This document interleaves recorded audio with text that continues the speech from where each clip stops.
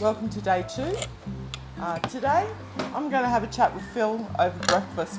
We've actually snuck away to our downstairs undercover area, which is probably being labelled Christmas Hub.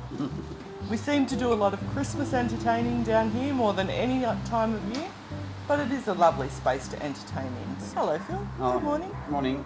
To start off, while I have a mouthful, Phil, Oh. what is your childhood memory of Christmas? I've got 4 sisters, so we always woke up early, of course.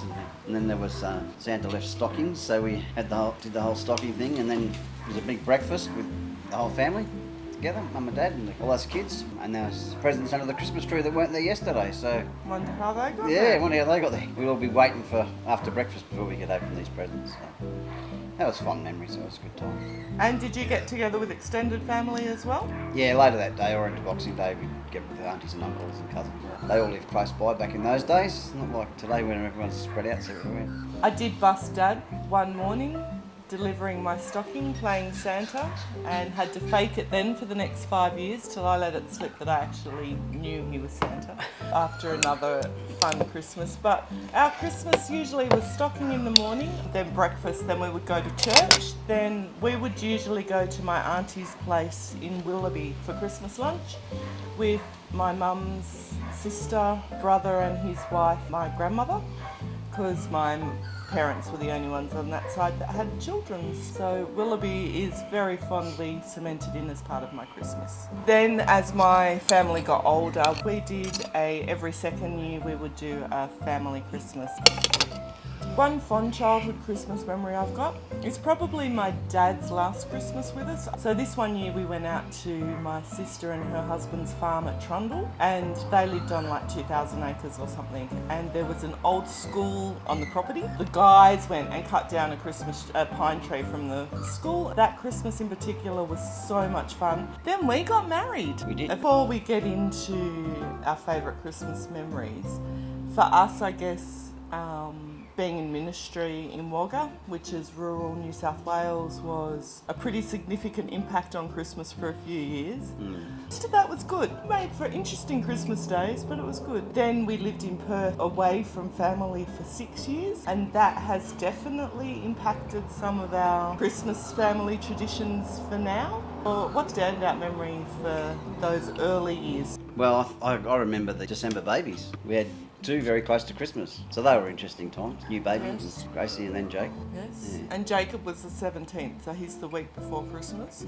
And we had a Barlow family Christmas that year. We travelled to Bathurst with a brand new baby. We did. I do remember from Wagga though, having Christmas at home in the morning, then going to church, and then leaving from church, heading straight to Sydney. Yes, we had to be in church in Wagga. Being the minister, we were at Christmas Day services every year. Quite often we would have the car packed ready to go. The kids would get their presents before church, sometimes Christmas Eve, and we would then get packed up in the car and then drive. And I must admit, one of my fondest Christmas memories is actually one of those drives. I don't know if you remember it. Yeah, I do remember it. Yeah. We were driving from Wagga to Sydney, I think it was. We stopped at a roadside rest area for lunch, and there were about 4 other cars that pulled in with travellers, and it was just the most unexpectedly lovely time. It was.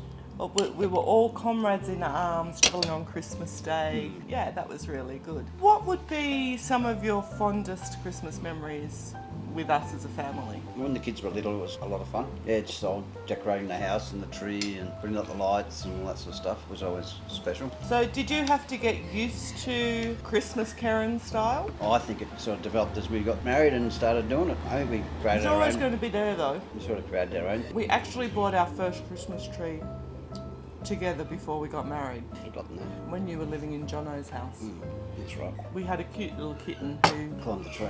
And we've still got decorations on our memory tree that go back to that first Christmas tree, and I've got some that are a little bit older than that as well.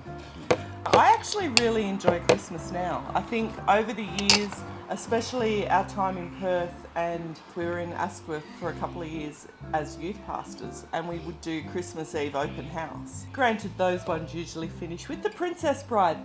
Great Christmas Eve movie, I've got to say.